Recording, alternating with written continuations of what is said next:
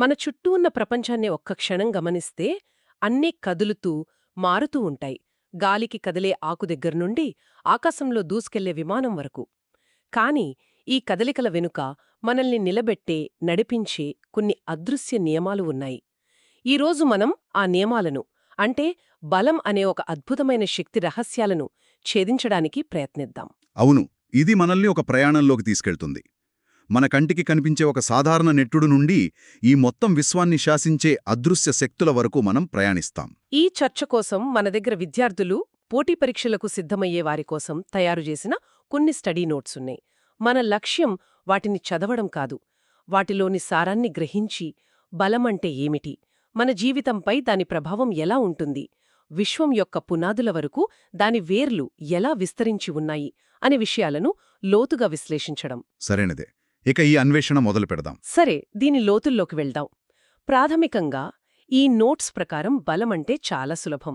ఒక వస్తువుపై నెట్టడం లేదా లాగడం. అవును, పుష్ లేదా పుల్. మనం రోజూ చేసే పనులే. తలుపు తీయడం, బంతిని తన్నడం, బరువెత్తడం అన్నీ బలప్రయోగాలే. అంత సింపుల్గా ఉందా ఈ విషయం? ఆ నిర్వచనం ఒక మంచి ప్రారంభం. కాని అక్కడే ఒక చిన్న మెలిక ఉంది. భౌతిక శాస్త్రంలో బలమనేది కేవలం ఎంత గట్టిగా నెడుతున్నామనే దానిపైనే ఆధారపడి ఉండదు. ఉదాహరణకు, తాడులాగే పోటీలో ఇరుజట్లు ఒకే శక్తితో లాగితే తాడు ఎటూ కదలదు. ఇక్కడ బలం ప్రయోగిస్తున్నా ఫలితం శూన్యం. ఎందుకు? ఎందుకంటే వాళ్ళు వ్యతిరేక దిశల్లో లాగుతున్నారు.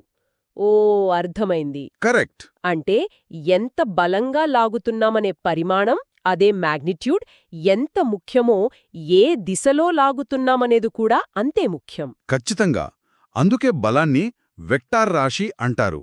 దానికి పరిమాణం, దిశ రెండూ ఉంటాయి. ఒక బల్లని ఇద్దరూ ఒకే దిశలో నెడితే సులభంగా కదులుతుంది. అదే ఒకరికొకరు ఎదురుగా నెడితే అది కదలదు. బలం అదే, దిశ మారింది, ఫలితం పూర్తిగా మారిపోయింది. మన చుట్టూ ఉన్న ప్రపంచంలో ప్రతి చర్య వెనుక ఈ దిశల లెక్క ఉంటుంది. ఇది చాలా ఆసక్తికరంగా ఉంది. సరే, బలం ఒక వస్తువును కదిలిస్తుందని మనకు తెలుసు. కానీ నాకో సందేహం. అడగండి. నేనిప్పుడు ఒక గోడను నా శక్తి కొద్దీ నెడుతువాను, కాని అది అంగుళం కూడా కదలడం లేదు. మరిక్కడ నా బలం ఏమైపోయినట్టు? నేను బలాన్ని ప్రయోగించలేదా, లేక దాని ప్రభావం వేరే రూపంలో ఉందా? చాలా మంచి ప్రశ్న. ఇది బలం యొక్క ప్రభావాల గురించి మనకున్న అపోహలను తొలగిస్తుంది. బలం 3 ప్రధాన మార్గాల్లో వస్తువులపై ప్రభావం చూపుతుంది. మొదటిది మనందరికీ తెలిసింది, వస్తువు యొక్క చలనస్థితిని మార్చడం. అంటే ఆయున్న ఫుట్బాల్ను తన్నితే అది కదలడం మొదలవుతుంది. కదులుతున్న బంతిని ఆపితే దాని చలనం ఆగిపోతుంది. సరే, ఇది స్పష్టంగా ఉంది. మరి రెండోది చలన దిశను మార్చడం. కదులుతున్న వస్తువు యొక్క దిశను మార్చడం. క్రికెట్లో లాగా. అవును, క్రికెట్లో బ్యాట్స్మెన్ వేగంగా వస్తున్న బంతిని వేరే దిశలోకి కొట్టడం దీనికి అద్భుతమైన ఉదాహరణ. బంతి వేగం మారొచ్చు, మారకపోవచ్చు, కాని దాని దిశ పూర్తిగా మారిపోతుంది. ఇక మూడోది, మీరు చెప్పిన గోడ ఉదాహరణకు సమాధానం కావచ్చు. అవును, మూడో ప్రభావం వస్తువు యొక్క ఆకారాన్ని మార్చడం. ఆకారాన? మీరు గోడను నెట్టినప్పుడు అది కంటికి కనిపించినంత సూక్ష్మ స్థాయిలో అయినా సరే దాని ఆకారం కొద్దిగా కుదించుకుపోతుంది. మీ బలం ఆ గోడలోని అణువులను దగ్గరికి నొక్కడానికి ఉపయోగపడింది. మనం ఒక స్పాంజ్ను నొక్కినప్పుడు అది స్పష్టంగా కనిపిస్తుంది. నిజమే. బలం ప్రయోగించినంతసేపు ఆకారం మారుతుంది, తీసేస్తే మళ్ళీ పాతరూపంలోకి వస్తుంది. అదే ఒక మట్టి ముద్దను నొక్కితే ఆకారం శాశ్వతంగా మారిపోతుంది. వావ్! అంటే బలం ఒక వస్తువును కదిలించగలదు, ఆపగలదు, దాని దారిని మళ్లించగలదు, చివరికి దాని రూపాన్నే మార్చేయగలదు. కరెక్ట్. నేను గోడను నెట్టినప్పుడు కదలిక లేకపోయినా శక్తి వృధా కాలేదు. అది ఆకారాన్ని మార్చడానికి ప్రయత్నించింది. అద్భుతం. కరెక్ట్. ఈ 3 ప్రభావాలు తెలిస్తే బలం యొక్క పూర్తి చిత్రం మనకు అర్థమవుతుంది. సరే, బలం ఇన్ని పనులు చేస్తుందని తెలిసింది. మరి ఒక వస్తువుపై ఎంత బలం పనిచేస్తోందో ఖచ్చితంగా లెక్కించగలమా? దానికేదైనా మార్గముందా? ఖచ్చితంగా ఉంది. దానికోసం మనం భౌతిక శాస్త్ర పితామహుడు సర్ ఐజాక్ న్యూటన్ దగ్గరకు వెళ్ళాలి. ఆయన మనకు ఒక అద్భుతమైన సరళమైన సూత్రాన్నిచ్చారు. F=ma. F=ma. కేవలం ఈ 3 అక్షరాలలో ఆధునిక భౌతిక శాస్త్రంలో చాలా భాగం ఇమిడి ఉంది. F అంటే బలం, ఫోర్స్. M అంటే వస్తువు యొక్క ద్రవ్యరాశి, అంటే మాస్. A అంటే త్వరణం, యాక్సిలరేషన్, అంటే వేగంలో మార్పు. అంటే ఒక వస్తువు యొక్క ద్రవ్యరాశి, దాని వేగంలో మార్పు తెలిస్తే దానిపై పనిచేస్తున్న బలాన్ని మనం లెక్కించవచ్చు. సరిగ్గా చెప్పారు. ఆలోచించండి, ఒక సైకిల్ను నెట్టడం తేలిక, అదే ఒక కారును నెట్టడం కష్టం. ఎందుకు? ఎందుకంటే కారు బరువెక్కువ. బరువు అంటే ద్రవ్యరాశి. రెండింటికి ఒకే త్వరణం ఇవ్వాలనుకున్నా కారు ద్రవ్యరాశి m చాలా ఎక్కువ, కాబట్టి దానిపై ప్రయోగించాల్సిన బలం F కూడా చాలా ఎక్కువగా ఉండాలి.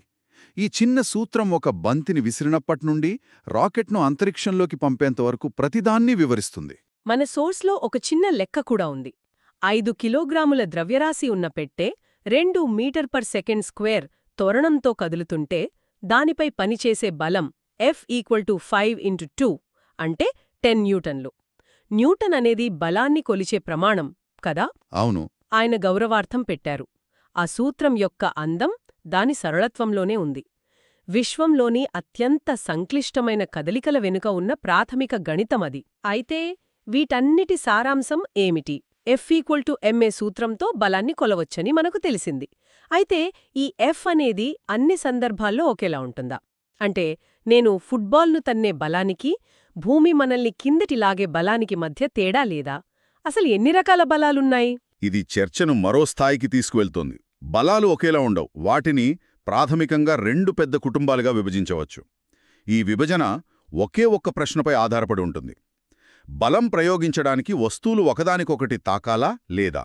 ఓకే, అంటే తాకడం ద్వారా పనిచేసేవి, తాకకుండానే పనిచేసేవి అని 2 రకాలు. మొదటిది సంపర్క బలాలు అంటే కాంటాక్ట్ ఫోర్సెస్ అనుకుంటా. అవును. మనం ఒక వస్తువును నెట్టే బలం అప్లైడ్ ఫోర్స్, నేలపై నడుస్తున్నప్పుడు మనల్ని ముందుకు వెళ్లకుండా ఆపే ఘర్షణ బలం ఫ్రిక్షనల్ ఫోర్స్. ఫ్రిక్షన్.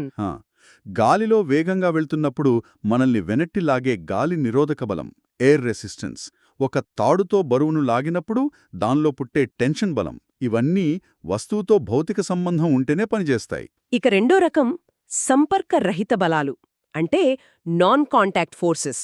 ఇవి చాలా ఆశ్చర్యంగా ఉంటాయి. వస్తువులు తాకకుండానే దూరం నుంచి తమ ప్రభావాన్ని చూపిస్తాయి. ఒక రకంగా చెప్పాలంటే ఇవి మ్యాజిక్ లాంటివి. నిజమే. మొదటిసారి చూసినప్పుడు అవి మ్యాజిక్ లాగే అనిపిస్తాయి. దీనికి ఉత్తమ ఉదాహరణ గురుత్వాకర్షణ బలం. గ్రావిటీ. అవును, గ్రావిటేషనల్ ఫోర్స్. భూమి మనల్ని తాకకపోయినా ఎప్పుడూ తన వైపు లాగుతూనే ఉంటుంది. అందుకే మనం గాల్లో తేలిపోకుండా నేలపై స్థిరంగా ఉండగలుగుతున్నాం. అలాగే అయస్కాంత బలం మ్యాగ్నెటిక్ ఫోర్స్. 2 అయస్కాంతాలు కొంత దూరంలో ఉన్నా సరే ఒకదాన్నొకటి ఆకర్షించుకోవడం లేదా వికర్షించుకోవడం మనం చూస్తాం. చిన్నప్పుడు మనం చేసే ప్రయోగం ఒకటి గుర్తొస్తోంది. ప్లాస్టిక్ స్కేల్ను తలకు బాగా రుద్ది చిన్న కాగితం ముక్కల దగ్గర పెడితే అది వాటిని తాకకుండానే పైకి లాగేసేది. అదో పెద్ద మ్యాజిక్లా అనిపించేది.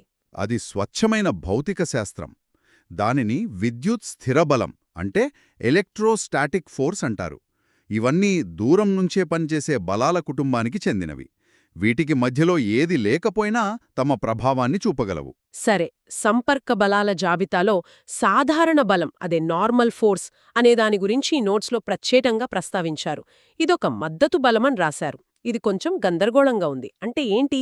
ఇది చాలా ముఖ్యమైన బలం, కాని దీన్ని మనం పెద్దగా గమనించం. ఒక టేబుల్పై పుస్తకం ఉందనుకోండి, గురుత్వాకర్షణ ఆ పుస్తకాన్ని నిరంతరం కిందకి లాగుతోంది. మరి ఆ పుస్తకం టేబుల్ను చీల్చుకుని కింద పడిపోవాలి కదా, ఎందుకు పడట్లేదు? ఎందుకంటే టేబుల్ దానికి అడ్డుగా ఉంది, దాన్ని ఆపుతోంది. అడ్డుగా ఉంది అంటే శాస్త్రీయంగా ఏం జరుగుతోంది? న్యూటన్ 3వ నియమం ప్రకారం ప్రతిచర్యకు సమానమైన వ్యతిరేకమైన ప్రతిచర్య ఉంటుంది. Every action has an equal and opposite reaction. Correct. గురుత్వాకర్షణ పుస్తకాన్ని కిందకి లాగుతుంటే చర్య, టేబుల్ ఉపరితలం ఆ పుస్తకాన్ని అంతే బలంతో పైకి నెడుతోంది, ప్రతిచర్య. ఆ పైటి నెట్టే బలమే సాధారణ బలం. సాధారణ అంటే ఇక్కడ మామూలు అని కాదు, గణితంలో వాడే లంబం అంటే పర్పెండిక్యులర్ అని అర్థం. ఆ బలం ఎప్పుడు ఉపరితలానికి 90 డిగ్రీల కోణంలో పనిచేస్తుంది. ఒక్క నిమిషం, అంటే టేబుల్ కూడా పుస్తకంపై బలాన్ని ప్రయోగిస్తోందంటారా? కాని టేబుల్ ఒక నిర్జీవ వస్తువు కదా, అది ఎలా బలాన్ని ప్రయోగించగలదు? ఇది కొంచెం నమ్మశక్యంగా లేదు. అద్భుతమైన ప్రశ్న. ఇక్కడే అసలు విషయం ఉంది. స్థూలంగా చూస్తే టేబుల్ నిర్జీవమే, కాని సూక్ష్మస్థాయిలో టేబుల్ ఉపరితలం కోట్ల అణువులతో నిర్మితమై ఉంటుంది. పుస్తకం బరువు ఆ అణువులను కిందికి నొక్కినప్పుడు వాటి మధ్య ఉండే విద్యుదయస్కాంత బంధాలు ఒకదానికొకటి దగ్గరవ్వడాన్ని తీవ్రంగా ప్రతిఘటిస్తాయి. ఓ అవి ఒక స్ప్రింగ్ లాగా వెనక్కి నెడతాయి. ఆ సూక్ష్మస్థాయి నెట్టుళ్ల మొత్తం ఫలితమే మనం స్థూలంగా చూసే సాధారణ బలం. కాబట్టి ఆ బలాన్ని ప్రయోగిస్తున్నది టేబుల్ కాదు, దానిలోని అణువుల మధ్య ఉన్న విద్యుదయస్కాంత బలం. వావ్! ఇది ఊహించలేదు. అంటే మనం ఘర్షణ, టెన్షన్, సాధారణ బలం అని పిలుస్తున్న సంపర్క బలాలన్నీ నిజానికి పరమాణువుల స్థాయిలో పనిచేసే విద్యుదయస్కాంత బలాల యొక్క బయటకు కనిపించే రూపాలేనా? ఖచ్చితంగా. ఇది మనల్ని చర్చలో అత్యంత లోతైన భాగానికి తీసుకువచ్చింది. విశ్వంలోని 4 ప్రాథమిక బలాలు లేదా ఫండమెంటల్ ఫోర్సెస్. మనం ఇప్పటివరకు మాట్లాడిన ప్రతి బలం, ప్రతి చర్య ఈ 4ంటిలో ఏదో ఒక దాని నుండి పుట్టిందే. సరే, ఈ 4 మూలస్తంభాలు ఏవి? మొదటిది మనకు బాగా తెలిసిన గురుత్వాకర్షణ బలం. ద్రవ్యరాశి ఉన్న ఏ 2 వస్తువుల మధ్య అయినా ఈ ఆకర్షణ బలం ఉంటుంది. గ్రహాలను, నక్షత్రాలను, గ్యాలాక్సీలను కలిపి ఉంచేది ఇదే. రెండవది మనమిప్పుడే చర్చించుకున్న విద్యుత్ అయస్కాంత బలం. ఆవేశిత కణాల మధ్య ఉండే బలమిది. రసాయన శాస్త్రం మొత్తం దీనిపైనే ఆధారపడి ఉంది. అణువులను కలిపి పదార్థాన్ని సృష్టించేది ఇదే. ఇక మిగిలిన 2 బహుశా అణువుల లోపల పనిచేసేవి అనుకుంటా. అవును. మూడవది బలమైన అణుబలం, స్ట్రాంగ్ న్యూక్లియర్ ఫోర్స్. దీని పేర్లోనే ఉంది, ఇది అత్యంత శక్తివంతమైనది. ఒక్క క్షణం ఆలోచించండి. అణుకేంద్రకంలో ప్రోటాన్లన్నీ ధనావేశంతో ఉంటాయి. అంటే అవి ఒకదానికొకటి తీవ్రంగా వికర్షించుకోవాలి, ఒక బాంబులా పేలిపోవాలి. మరి ఒక చిన్న కేంద్రకంలో వాటిని ఏ శక్తి బంధించి ఉంచుతోంది? అదే ఈ బలమైన అణుబలం. అంటే అది లేకపోతే విశ్వంలోని ప్రతి అణువు ఒక సెకండ్లోపే ముక్కలైపోయేది. మన ఉనికికే ఆధారం ఆ అదృశ్య బంధం. నమ్మశక్యంగా లేదు. ఇక 4వది బలహీన అణుబలం, వీక్ న్యూక్లియర్ ఫోర్స్. పేర్లో బలహీన అని ఉన్నా దీని పాత్ర కూడా చాలా కీలకమైనది. రేడియోధార్మిక క్షయానికి అంటే రేడియో యాక్టివ్ డీకేకి కారణం ఇదే. సూర్యునిలో హైడ్రోజన్ హీలియంగా మారే ప్రక్రియలో, అంటే నక్షత్రాలకు శక్తినిచ్చే ప్రక్రియలో ఇది కీలక పాత్ర పోషిస్తుంది. ఇది లేకపోతే నక్షత్రాలు వెలిగేవి కావు. అద్భుతం. ఈ 4 బలాల గురించి విచిత్రమైన విషయమేమిటంటే వాటి శక్తిలో ఉన్న అపారమైన వ్యత్యాసం. బలమైన అణుబలం అత్యంత శక్తివంతమైనది అయితే గురుత్వాకర్షణ అత్యంత బలహీనమైనది.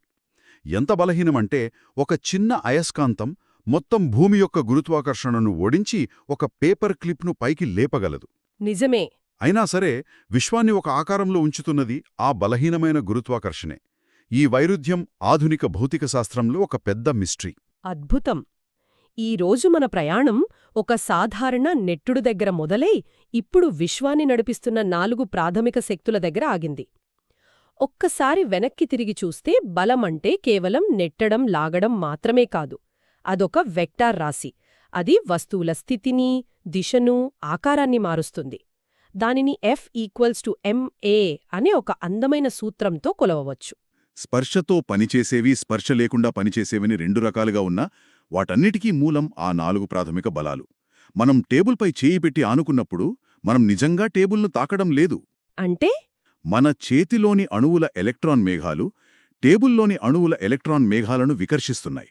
ఆ విద్యుదయస్కాంత వికర్షణే మనకు స్పర్శ అనే అనుభూతిని కలిగిస్తుంది. మొత్తానికి మనమొక లోతైన అన్వేషణ చేశాం. బలమనే భావన మనల్ని భౌతిక ప్రపంచం నుండి అణువుల లోపలికి, అక్కడి నుండి విశ్వం యొక్క పునాదుల వరకు తీసుకువెళ్ళింది. అవును, మనం ఈరోజు ముఖ్యంగా సాధారణ బలం గురించి, ఘర్షణను లెక్కించడానికి అది ఎలా ఉపయోగపడుతుందో కూడా ప్రస్తావించాం. ఈ నోట్స్లోనే ఘర్షణ బలాన్ని లెక్కించడానికి సాధారణ బలం అవసరమని ఒక సూచన ఉంది కదా. మరి ఒక ఆలోచనతో ఈ చర్చను ముగిద్దాం. కదలికను వ్యతిరేకించే ఘర్షణ అనే బలం అసలెందుకు పుడుతుంది?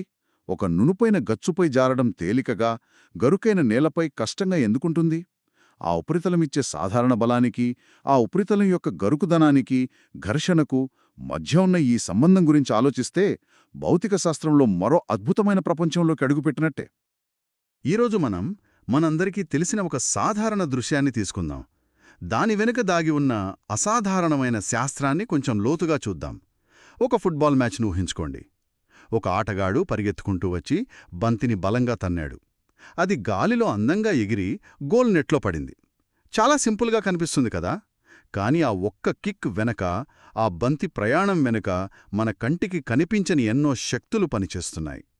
మన దగ్గరున్న కొన్ని సైన్స్ నోట్స్ ఆధారంగా ఈ అదృశ్య నియమాలను అర్థం చేసుకునే ప్రయత్నం చేద్దాం. అవును, ఇది చాలా మంచి ఉదాహరణ. ఎందుకంటే ఆ ఒక్క ఫుట్బాల్ కిక్లో మనం ఈరోజు మాట్లాడుకోబోయే దాదాపు అన్ని ప్రాథమిక బలాల ప్రమేయముంటుంది. స్పర్శ ద్వారా పనిచేసే ఘర్షణ, టెన్షన్ వంటి బలాల నుండి ఏ స్పర్శ లేకుండానే పనిచేసే గురుత్వాకర్షణ వరకు అన్నీ ఉంటాయి. ఈ శక్తులన్నీ కలిసికట్టుగా ఆ బంతి గమనాన్ని ఎలా నిర్దేశిస్తాయో విడమర్చి చూస్తే మన చుట్టూ ఉన్న ప్రపంచం ఎంత అద్భుతంగా పనిచేస్తుందో అర్థమవుతుంది. సరే, అయితే ఆ ఫుట్బాల్ మ్యాచ్లోకి వెళ్ళిపోదాం. ఆటగాడు బంతిని తన్నడానికి పరిగెడుతున్నాడు. అతను జారిపోకుండా నిలకడగా పరిగెత్తడానికి ఏ శక్తి సహాయపడుతుంది? అంటే నేల అతను బూట్లను పట్టుకున్నట్టు అనిపిస్తుంది. ఇదే ఘర్షణ బలం కదా? ఖచ్చితంగా. ఘర్షణ బలం లేకపోతే అతను అక్కడే అడుగు తీసి అడుగు వేయలేడు. ఐస్ మీద నడిచినట్టు జారిపోతాడు. ఇక్కడ 2 రకాల ఘర్షణలు పనిచేస్తాయి. అతను అడుగు నేలమీద మోపినప్పుడు కాలు కదలకుండా ఉండటానికి సహాయపడేది స్థిర ఘర్షణ, స్టాటిక్ ఫ్రిక్షన్ అంటాం. ఓకే. ఒకవేళ అతను కొంచెం జారినా అతని కదలికను వ్యతిరేకిస్తూ నెమ్మది చేసేది జారుడు ఘర్షణ, అంటే స్లైడింగ్ ఫ్రిక్షన్. ఫుట్బాల్ గ్రౌండ్లోని గడ్డి, మట్టి ఈ ఘర్షణను అందిస్తాయన్నమాట. ఇక్కడే నాకొక డౌట్ వస్తుంది. ఘర్షణ మనకు నడవడానికి సహాయపడుతోంది అంటున్నారు, కానీ కొన్నిసార్లు ఘర్షణ లేకపోవడమే మంచిది కదా? అంటే ఇంజిన్లలో ఆయిల్ వేస్తాం ఘర్షణ తగ్గించడానికి. అద్భుతమైన పాయింట్. ఘర్షణ ఒక డబుల్ ఎడ్జ్డ్ స్వాడ్ లాంటిది. అవసరమైన చోట అది వరం, లేని చోట శాపం. మీరు చెప్పినట్టు ఇంజిన్లలో అది వేడిని పుట్టించి భాగాలను పాడుచేస్తుంది. అంతెందుకు, మన శరీరంలోనే ఒక అద్భుతమైన ఉదాహరణ ఉంది. మన మోకాళ్ళు, మోచేతుల కీళ్లల్లో సినోవియల్ ఫ్లూయిడ్ అనే ఒక ద్రవం ఉంటుంది. అది ఘర్షణను దాదాపు 0కి తగ్గిస్తుంది. ఆ ఫ్లూయిడ్ లేకపోతే మనం ప్రతి అడుగు వేసినప్పుడు ఎముకలు ఒకదానికొకటి రాసుకుని అరిగిపోతాయి. అంటే ప్రకృతి ఘర్షణ ఎక్కడ కావాలో ఎక్కడ వద్దో చాలా తెలివిగా డిజైన్ చేసింది. వావ్, అది నేనెప్పుడూ ఆలోచించలేదు. సరే, మన ఆటగాడు ఇప్పుడు బంతి దగ్గరికొచ్చాడు. బంతిని బలంగా తన్నాడు. ఆ క్షణంలో బంతి కొంచెం నొక్కుకుపోయి మళ్లీ మామూలు ఆకారానికొస్తుంది కదా? అది కూడా ఒక బలమేనా? అవును, అది చాలా ముఖ్యమైన బలం. దానిని మనం స్ప్రింగ్ బలం లేదా స్థితిస్థాపక బలం అనవచ్చు. Elastic force. ఒక స్ప్రింగును నొక్కి వదిలేస్తే ఎలా వెనక్కి వస్తుందో ఫుట్బాల్ కూడా అలాగే పనిచేస్తుంది. దాని తన్నినప్పుడు దాని ఆకారం మారి ఆ మార్పును వ్యతిరేకిస్తూ అది ఒక బలాన్ని ప్రయోగిస్తుంది. ఈ బలం వల్లే బంతి అంత వేగంగా ముందుకు దూసుకుపోతోంది. దీన్ని వివరించడానికి హుక్స్ నియమం అని ఒకటుంది. F=kx. మనం ఎంత బలంగా, అంటే ఎక్స్ డిస్ప్లేస్మెంట్, బంతిని నొక్కితే అది అంత ఎక్కువ బలంతో ఎఫ్ వెనక్కి వస్తుంది. ఒక్క నిమిషం. మనం ఘర్షణ, స్ప్రింగ్ బలం అంటున్నాం. ఇవన్నీ స్పర్శ బలాలు. అంటే ఆటగాడి కాలు బంతిని తాకినప్పుడు, నేలను తాకినప్పుడు మాత్రమే ఇవి పనిచేస్తున్నాయి. అసలు ఒక వస్తువు ఇంకో వస్తువుని తాకినప్పుడు అవి ఒకదానిలో ఒకటి కలిసిపోకుండా ఎందుకు వేరుగా ఉంటాయి? నా చెయ్యి టేబుల్ను తాకుతోంది, కానీ టేబుల్లోకి చొచ్చుకుపోవట్లేదు. ఎందుకు? ఇక్కడే అసలు రహస్యం దాగి ఉంది. మనం స్పర్శ బలాలు అని పిలుస్తున్న ఘర్షణ, స్ప్రింగ్ బలం, టెన్షన్ ఇవన్నీ నిజానికి సూక్ష్మస్థాయిలో పనిచేసే ఒక స్పర్శరహిత బలం యొక్క ప్రభావాలే. అదే విద్యుదయస్కాంత బలం, ఎలక్ట్రోమాగ్నెటిక్ ఫోర్స్. ఓ, అలాగా. ప్రతి వస్తువు అణువులతో నిర్మితమై ఉంటుంది. ప్రతి అణువులో ఎలక్ట్రానులు ఉంటాయి. మీ చేతిలోని అణువులలో ఉన్న ఎలక్ట్రాన్లు టేబుల్లోని అణువులలో ఉన్న ఎలక్ట్రాన్లను వికర్షిస్తాయి.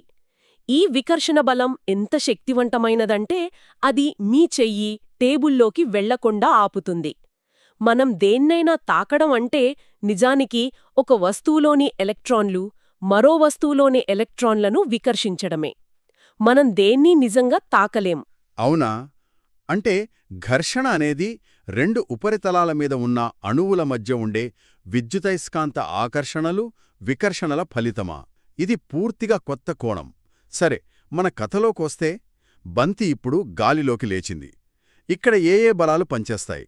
ఇప్పుడు ఆటగాడి కాలు బంతిని తాకడం లేదు కదా? సరిగ్గా. బంతి గాలిలోకి లేచిన క్షణం నుండి దానిపై 2 ప్రధాన స్పర్శరహిత బలాలు పనిచేయడం మొదలుపెడతాయి. మొదటిది మనందరికీ తెలిసిన గురుత్వాకర్షణ బలం. భూమి తన ద్రవ్యరాశితో బంతిని నిరంతరం కిందకు లాగుతూ ఉంటుంది. అందుకే బంతి పైకి వెళ్ళినా చివరికి ఒక వంపు తిరిగి కిందకు రావడం మొదలవుతుంది. రెండవది గాలి నిరోధకత అనుకుంటా. ఒక రాయి, ఒక ఈక ఒకేసారి కింద పడేస్తే రాయి ముందు పడుతుంది. దానికి కారణం గాలి నిరోధకతే కదా. బంతి విషయంలో కూడా అలాగేనా? ఖచ్చితంగా. రెండవది గాలి నిరోధక బలం, ఎయిర్ రెసిస్టెన్స్. ఇది కూడా ఒక రకమైన ఘర్షణ బలమే, కాని గాలితో. బంతి ముందుకు వెళ్తుంటే గాలి దాని కదలికను వెనక్కి లాగడానికి ప్రయత్నిస్తుంది. ఇది బంతి వేగాన్ని తగ్గిస్తుంది. ఇక్కడే ఇంకో ఆసక్తికరమైన విషయముంది. ఫుట్బాల్ ఆటగాళ్లు బంతిని ఒక ప్రత్యేకమైన కోణంలో తంతారు, దానికి స్పిన్ ఇస్తారు. అవును, బనానా కిక్ అంటారు. కరెక్ట్. దీనివల్ల మ్యాగ్నస్ ఎఫెక్ట్ అనే దృగ్విషయం జరిగి బంతి గాలిలో వంపు తిరుగుతుంది. బంతి తిరుగుతున్నప్పుడు ఒకవైపు గాలి వేగంగా, మరోవైపు నెమ్మదిగా కదులుతుంది. దీనివల్ల పీడనంలో తేడా వచ్చి బంతి పక్కకు నెట్టబడుతుంది. బనానా కిక్ వెనుక ఉన్న సైన్స్ ఇదే. అద్భుతం. అందుకే రేస్ కార్లు, విమానాల ఆకారాలు అంత ప్రత్యేకంగా, నునుపుగా ఉంటాయి. గాలి నిరోధకతను వీలైనంత తగ్గించడానికి. నిజమే. వస్తువు ఆకారం, దాని వేగం, ఉపరితల వైశాల్యం ఇవన్నీ గాలి నిరోధకతను ప్రభావితం చేస్తాయి. వేగం రెట్టింపైతే గాలి నిరోధకత దాదాపు 4 రెట్లు పెరుగుతుంది. అందుకే మీరు 50 కిలోమీటర్ల వేగంతో వెళ్తున్నప్పటికన్నా 100 కిలోమీటర్ల వేగంతో వెళ్తున్నప్పుడు మీ కార్ ఇంజిన్ గాలిని నెట్టడానికే చాలా ఎక్కువ శక్తిని, అంటే ఇంధనాన్ని వాడుతుంది. సరే, మన బంతి ఇప్పుడు గాలిలో ప్రయాణించి గురుత్వాకర్షణ వల్ల కిందికి వస్తూ గాలి నిరోధకతను ఎదుర్కొంటూ చివరికి గోల్ నెట్లో పడింది. బంతి నెట్టుకు తగలగానే నెట్టు వెనక్కి సాగి బంతిని ఆపుతుంది. ఇక్కడ ఏ బలం పనిచేస్తుంది? ఇక్కడ పనిచేసేది టెన్షన్ బలం, టెన్షన్ ఫోర్స్. టెన్షన్ అంటే ఒక తాడు లేదా కేబుల్ను 2 చివర్ల నుండి లాగినప్పుడు దాని పొడవు వెంబడి ప్రసారమయ్యే బలం. బంతి నెట్ను తాకినప్పుడు అది నెట్లోని దారాలను వెనక్కి లాగుతుంది. ఆ దారాలు సాగి వాటిలో టెన్షన్ పెరిగి బంతి శక్తిని గ్రహించి దాన్ని ఆపేస్తాయి. చిన్నప్పుడు మనం ఆడే టగ్ ఆఫ్ వార్ ఆటలాగా. అవును, అది దీనికి మంచి ఉదాహరణ. 2 వైపునా సమానంగా లాగినప్పుడు తాడు కదలదు, ఎందుకంటే టెన్షన్ బ్యాలెన్స్ అయింది. ఒకవైపు ఎక్కువ బలంగా లాగితే ఆ వైపు గెలుస్తారు. ఈ బలాలన్నింటినీ మనం లెక్కించగలమా? ఉదాహరణకు, ఆటగాడు బంతిని తన్నడానికి ఎంత బలం ఉపయోగించాడో తెలుసుకోవచ్చా? తెలుసుకోవచ్చు. దీనికే న్యూటన్ 2వ నియమం ఉపయోగపడుతుంది. F=ma. అంటే బలం, ఫోర్స్ అనేది ఒక వస్తువు యొక్క ద్రవ్యరాశి, మాస్, దాని త్వరణం, యాక్సిలరేషన్ లబ్ధానికి సమానం. మన దగ్గరున్న ఒక నోట్ ప్రకారం ఒక ఉదాహరణ చూద్దాం. 100 న్యూటన్ల బరువున్న ఒక వస్తువుందనుకుందాం. దాని ద్రవ్యరాశిని కనుక్కోవాలంటే బరువును గురుత్వాకర్షణ త్వరణం, అంటే సుమారు 9.8తో భాగించాలి. ఓకే. అంటే 100 డివైడెడ్ బై 9.8, దాదాపు 10.2 కేజీలొస్తుంది. ఇప్పుడు ఆ 10.2 కేజీల వస్తువును మనం 2.5 మీటర్/సెకండ్² త్వరణంతో కదిలించాలంటే F=ma ప్రకారం 10.2ను 2.5తో గుణించాలి. అంటే 25.5 న్యూటన్ల బలం కావాలన్నమాట. ఈ సూత్రం అంతరిక్ష ప్రయాణంలో ఎంత కీలకమో ఊహించుకుంటే ఆశ్చర్యంగా ఉంది. ఒక భారీ రాకెట్ను భూమి గురుత్వాకర్షణను దాటించి పైకి పంపాలంటే దాని ద్రవ్యరాశి m చాలా ఎక్కువ. దానికివ్వాల్సిన త్వరణం a కూడా చాలా ఎక్కువ. అంటే కావలసిన బలం F కొన్ని మిలియన్ల న్యూటన్లుంటుంది.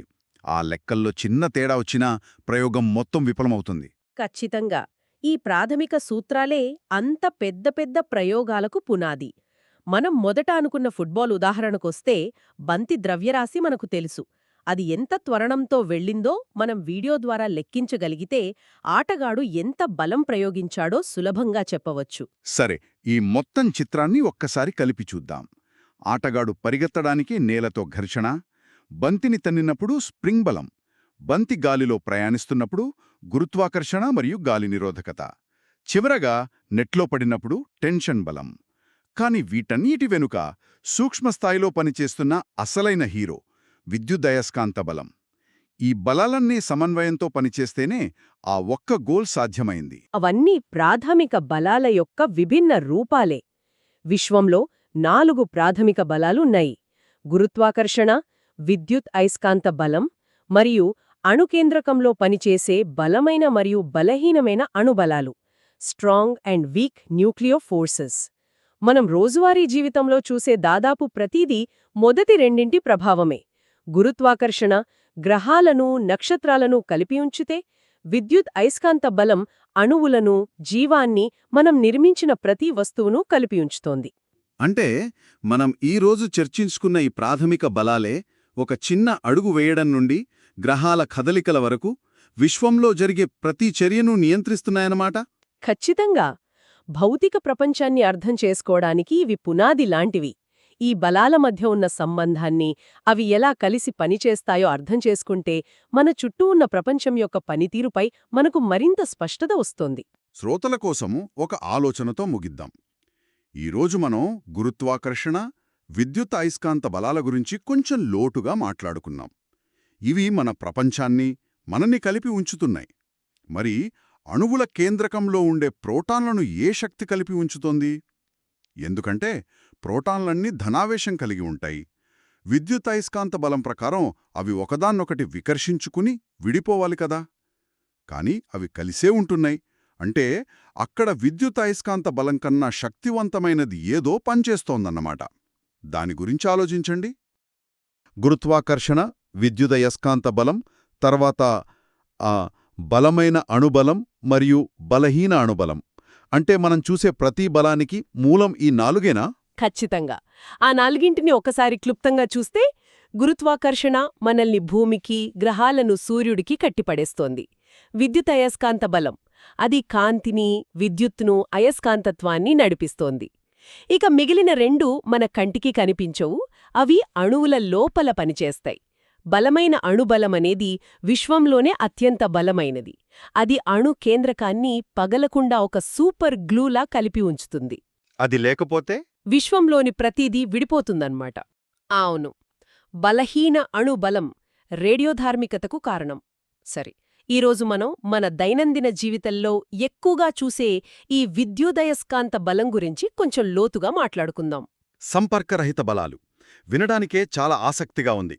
మొదటగా అయస్కాంత బలం, మ్యాగ్నెటిక్ ఫోర్స్ గురించి మాట్లాడుకుందాం. చిన్నప్పుడు మనం అయస్కాంతాలతో ఆడుకున్నాం, ఇనుప ముక్కల్ని అటూ ఇటూ కదిలించడం. కాని దాని వెనుక ఇంత పెద్ద శాస్త్రముందని అప్పుడు తెలియదు. నిజమే.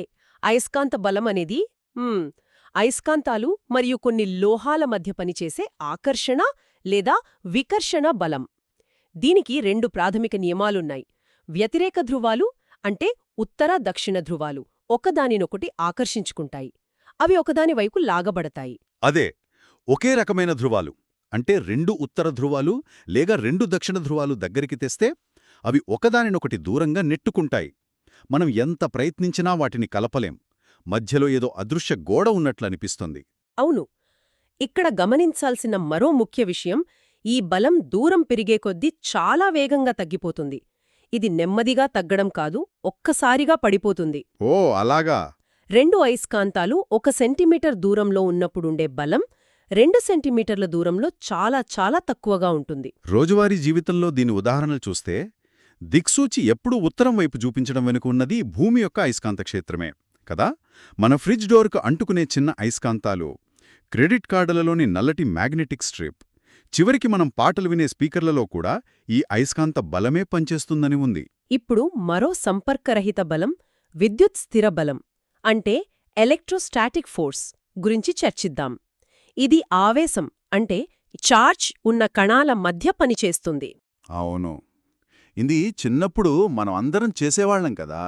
ఒక ప్లాస్టిక్ స్కేల్ని తలకు బాగా రుద్ది చిన్న పేపర్ ముక్కల దగ్గరకు తెస్తే అవి గాల్లోకి లేచి స్కేల్ కంటుకునేవి. అప్పుడు అదేదో మ్యాజిక్లా అనిపించేది. కాని మీరు చెప్పేదాన్ని బట్టి చూస్తే ఆ చిన్న ప్రయోగంలోనే విశ్వాన్ని నడిపించే ఒక ప్రాథమిక బలం దాగి ఉందన్నమాట. సరిగ్గా అదే. ఆ ప్రయోగంలో జరిగేది ఇదే. మన జుట్టుకు స్కేల్ను రుద్దినప్పుడు ఎలక్ట్రాన్లు బదిలీ అవడం వల్ల స్కేల్కు రుణావేశం వస్తుంది. కాగితం ముక్కలలో ధనావేశం, రుణావేశం రెండూ ఉంటాయి కదా. అవును. రుణావేశమున్న స్కేల్ కాగితంలోని ధనావేశాన్ని ఆకర్షిస్తుంది. ఆ ఆకర్షణ బలం కాగితం ముక్క బరువు కంటే ఎక్కువైనప్పుడు అది గాల్లోకి లేస్తుంది. అద్భుతం, నిజంగా అద్భుతం. ఆ చిన్న మ్యాజిక్ ట్రిక్ వెనుక ఇంత సైన్స్ ఉందా? ఉంది. కేవలం ప్రయోగాలకే కాదు, దీనికి చాలా పెద్ద అనువర్తనాలు ఉన్నాయి. ప్రింటర్లు, ఫోటోకాపియర్లు, టోనర్ అంటే ఇంక్ పౌడర్ను కాగితంపైకి ఆకర్షించడానికి ఇదే సూత్రాన్ని వాడతాయి. అవి ఆ ఇంక్ పౌడర్కు ఒక రకమైన ఆవేశాన్ని, కాగితంపై అక్షరాలు ఎక్కడ పడాలో అక్కడ వ్యతిరేక ఆవేశాన్ని సృష్టిస్తాయి. ఇంక్ దానంతటా అదే అక్కడికి వెళ్లి అంటుకుంటుంది. అద్భుతం. ఈ అయస్కాంత విద్యుత్ బలాలు చాలా ఆసక్తికరంగా ఉన్నాయి. కాని ఇవి ఒంటరిగా పనిచేయవు కదా? అంటే నా చేతిలో ఉన్న ఈ ఫోన్పై గురుత్వాకర్షణ కిందికి లాగుతుంది, నా చేయి దాన్ని పైకి పట్టుకుంది. ఈ రెండూ ఒకేసారి పనిచేస్తున్నాయి. మరి అసలు ఈ ఫోన్పై ఏం ప్రభావం పడుతున్నట్లు? ఇక్కడే ఫలిత బలం అనే ఆలోచన వస్తుందనుకుంటా. ఖచ్చితంగా. ఫలిత బలం అంటే రిజల్టెంట్ ఫోర్స్ లేదా నికర బలం అని కూడా అంటారు. ఒక వస్తువుపై పనిచేస్తున్న అన్ని బలాల వెక్టర్ మొత్తం. వెక్టర్ మొత్తం అంటే దిశను కూడా లెక్కలోకి తీసుకోవాలంటారా? అవును. కేవలం సంఖ్యలను కలపడం కాదు, ఏ బలం ఏ దిశలో పనిచేస్తుందో కూడా లెక్కలోకి తీసుకోవాలి. అది చాలా ముఖ్యం. ఒక ఉదాహరణ చెప్తారా? ఉదాహరణకు 5 న్యూటన్ల బలం కుడివైపు, మరో 5 న్యూటన్ల బలం ఎడమవైపు ఒకే వస్తువుపై పనిచేస్తే మొత్తం 10 కాదు, 0. ఓ, ఎందుకంటే అవి ఒకదాన్నొకటి రద్దు చేసుకుంటాయి. సరిగ్గా. అదే వెక్టర్ మొత్తమంటే.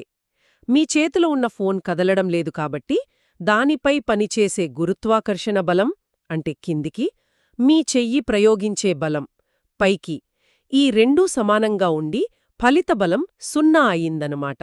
ఓకే, దీనివల్ల ఉపయోగమేంటి? ఇంజనీర్లు ఒక వంతెనను లేదా భవనాన్ని డిజైన్ చేసేటప్పుడు ఈ ఫలిత బలాన్ని ఎలా వాడుకుంటారు? నిజానికి ఇంజనీరింగ్లో అసలైన సవాలు బలాన్ని తట్టుకోవడమే కాదు, దాన్ని సరియైన దారిలో మళ్లించడం. ఉదాహరణకు, దుబాయ్లోని బుర్జ్ ఖలీఫా లాంటి ఒక ఆకాశహర్మ్యం గాలి బలానికి వ్యతిరేకంగా గట్టిగా నిలబడటానికి ప్రయత్నించదు. అలా చేస్తే కూలిపోతుందా? అవును. దానికి బదులుగా దాని డిజైన్ గాలిని తన చుట్టూ సున్నితంగా ప్రవహించేలా చేస్తుంది. గాలి ప్రభావాన్ని విడగొడుతుంది. అంటే అది బలంతో పోరాడటం లేదు, దానితో కలిసి పనిచేస్తోంది. ఆ చిన్న ఆలోచనా విధానంలోని మార్పులోనే ఆ మొత్తం నిర్మాణం యొక్క స్థిరత్వం ఆధారపడి ఉంటుంది. వారి లక్ష్యం అక్కడ ఫలిత బలాన్ని 0కి దగ్గరగా ఉంచడమే. అద్భుతం. అంటే కేవలం లెక్కలు కాదు, దాని వెనుక ఒక తత్వశాస్త్రం కూడా ఉంది. సరే, మరి ఫలిత బలాన్ని లెక్కించడమెలా? ముందుగా బలాలు ఒకే సరళ రేఖపై పనిచేస్తే? అది చాలా సులభం. ఒక పెట్టెను 2 వ్యక్తులు ఒకే దిశలో నెడుతుంటే వారి బలాలను కలిపితే సరిపోతుంది. ఒకరు 5 న్యూటన్లు, మరొకరు 3 న్యూటన్ల బలంతో నెడితే మొత్తం ఫలిత బలం 8 న్యూటన్లు. అదే. ఆహా, టగ్ ఆఫ్ వార్ ఆటలోలాగా వ్యతిరేక దిశలలో లాగుతుంటే ఒక జట్టు 7 న్యూటన్ల బలంతో, రెండవ జట్టు 3 న్యూటన్ల బలంతో లాగుతుంటే? అప్పుడు పెద్ద బలం నుండి చిన్న బలాన్ని తీసివేయాలి. ఆ సందర్భంలో ఫలిత బలం 7-3 అంటే 4 న్యూటన్లు. తాడు ఏ వైపు కదులుతుందంటే ఎక్కువ బలం ఏ దిశలో ఉందో ఆ దిశలో కదులుతుంది. అంటే 7 న్యూటన్ల బలం వైపు. ఓకే, ఒకే దిశలో ఉంటే కలపడం, వ్యతిరేక దిశలో ఉంటే తీసివేయడం, ఇదర్థమైంది. కాని ఒకేసారి 4 వైపుల నుండి బలాలు పనిచేస్తే పరిస్థితేంటి? ఉదాహరణకు, ఒక పడవను ప్రవాహం ఒకవైపు, గాలి మరోవైపు, ఇంజన్ ఇంకోవైపు లాగుతుంటే అప్పుడు దాని గమ్యం ఏమిటి? దాన్ని ఎలా లెక్కిస్తారు? ఇది చాలా మంచి ప్రశ్న. ఇక్కడే విషయం కొంచెం క్లిష్టంగా మారుతుంది, కాని దాని వెనుక ఉన్న ఆలోచన చాలా అందమైంది. బలాలు వేర్వేరు కోణాల్లో పనిచేస్తున్నప్పుడు వాటిని నేరుగా కలపడం లేదా తీసివేయడం కుదరదు. అందుకే మనం వాటిని అంశాలుగా అంటే కాంపొనెంట్స్గా విడగొడతాం. అంశాలుగా విడగొట్టడం అంటే? దీన్ని ఇలా ఊహించుకోండి. మీరు ఎయిర్పోర్ట్లో ఒక సూట్ కేసును లాగుతున్నారు, కాని దాని హ్యాండిల్ కొంచెం వాలుగా ఉంది కదా? అవును. మీరు లాగుతున్న బలం సూట్ కేసును ముందుకు కదిలించడానికి, అదే సమయంలో కొద్దిగా పైకి లేపడానికి కూడా ఉపయోగపడుతుంది. ఆ ముందుకు కదిపే బలమే ఎక్స్ అంశం అంటే క్షితిజ సమాంతర అంశం. పైకి లేపే బలమే వై అంశం అంటే లంబ అంశం. మనం లెక్కల్లో చేసేది ఆ విభజనే. అర్థమైంది. అంతే, ఒక వాలుగా పనిచేసే బలాన్ని అది అడ్డంగా ఎంత ప్రభావం చూపిస్తుంది, నిలువుగా ఎంత ప్రభావం చూపిస్తుంది అని 2 భాగాలుగా విడగొడుతున్నాం. అలా చేయడం వల్ల లాభమేంటి? లాభమేమిటంటే, ఇప్పుడు మన దగ్గర ఉన్న అన్ని బలాల ముందుకు కదిపే భాగాలను అంటే అన్ని ఎక్స్ అంశాలను సులభంగా కలపవచ్చు. అలాగే అన్ని పైకి లేపే భాగాలను అంటే వై అంశాలను కూడా కలపవచ్చు. ఎందుకంటే అవన్నీ ఇప్పుడు ఒకే సరళ రేఖపై ఉన్నాయి. Okay okay. అప్పుడు మనకు మొత్తం ముందుకు కదిపే బలమొకటి, మొత్తం పైకి లేపే బలమొకటి వస్తాయి. ఆ రెండింటినీ కలిపి అసలైన ఫలిత బలాన్ని ఎలా కనుగొంటారు? అప్పుడు మనం చిన్నప్పుడు చదువుకున్న పైథాగరస్ సిద్ధాంతాన్ని వాడతాం. మొత్తం ఎక్స్ అంశం, మొత్తం వై అంశం ఒక లంబకోణ త్రిభుజం యొక్క రెండు భుజాల లాంటివి. దాని కరణం పొడవే ఫలిత బలం యొక్క పరిమాణం. దాని కోణాన్ని బట్టి దిశను కూడా కనుక్కోవచ్చు. ఈ పద్ధతి ద్వారా ఎంత క్లిష్టంగా ఉన్నా ఒక విమానంపై పనిచేసే అన్ని బలాలను లెక్కించి దాని మార్గాన్ని నిర్దేశించవచ్చు. అంటే ఈ సూత్రాలు, లెక్కలు కేవలం పరీక్షల కోసం కాదు, నిజ జీవితంలో ఎంతో ఉపయోగపడతాయి. మన రోజూ చూసే విషయాలలో ఈ బలాల విశ్లేషణ ఎలా కనిపిస్తుంది? క్రీడలలో ఇది చాలా స్పష్టంగా కనిపిస్తుంది. ఒక క్రికెటర్ బంతికి స్పిన్ వేసినప్పుడు అతను బంతిపై కేవలం ముందుకు నెట్టే బలాన్నే కాదు, దాని అక్షం చుట్టూ తిరిగేలా కూడా బలాన్ని ప్రయోగిస్తాడు. గాలి నిరోధకత, ఈ స్పిన్ బలం, గురుత్వాకర్షణ ఈ బలాలన్నీ కలిసి బంతి గాల్లో ఊహించని విధంగా స్వింగ్ అవ్వడానికి కారణమవుతాయి. ఆ ఫలిత బలాన్ని అంచనా వేయగలగడమే బ్యాట్స్మన్కు అసలైన సవాలు. ఇంట్లో వాడే వస్తువుల సంగతేంటి? మనం వంటగదిలో కత్తితో కూరగాయలు కోయడం కూడా ఒక చిన్న భౌతికశాస్త్ర ప్రయోగమే. మనం ప్రయోగించే బలం కత్తి యొక్క పదునైన అంచుపై కేంద్రీకృతమై విపరీతమైన పీడనాన్ని సృష్టిస్తుంది. పీడనం కూరగాయలోని అణువుల మధ్య బంధాలను విడగొట్టడానికి సరిపోతుందన్నమాట. అవును. కత్తి ఎంత పదునుగా ఉంటే మనం అంత తక్కువ బలాన్ని ప్రయోగించాల్సి వస్తుంది. ఇక వైద్య రంగంలో అయితే ఎంఆర్ఐ యంత్రాలు మన శరీరంలోని నీటి అణువులపై పనిచేసేందుకు అత్యంత శక్తివంతమైన అయస్కాంత బలాలను ఉపయోగిస్తాయి. ఆ బలాల ప్రతిస్పందనను బట్టి మన అంతర్గత అవయవాల యొక్క స్పష్టమైన చిత్రాలను సృష్టించగలుగుతారు. శస్త్రచికిత్సలో వాడే రోబోటిక్ చేతులు కూడా మిల్లీన్యూటన్ల ఖచ్చితత్వంతో బలాలను ప్రయోగించేలా డిజైన్ చేస్తారు. పోటీ పరీక్షల గురించి కూడా మన సమాచారంలో ప్రస్తావించారు. భౌతిక శాస్త్రంలో ఈ అంశంపై సంఖ్యాపరమైన విశ్లేషణాత్మక ప్రశ్నలు తప్పకుండా వస్తాయనుంది. అవును. అలాంటి సమస్యలను సాధించడానికి ఈ భావనలపై స్పష్టమైన అవగాహన ఉండాలి. సమస్యను చదివి దానిపై పనిచేసే బలాలను గుర్తించి ఒక చిన్న రేఖాచిత్రం గీసుకోవాలి. ఏ బలం ఏ దిశలో ఉందో గుర్తించి సరైన సూత్రాలను ఎంచుకుంటే ఎంత క్లిష్టమైన సమస్య అయినా సులభంగా పరిష్కరించవచ్చు. ప్రాక్టీస్ చాలా ముఖ్యం.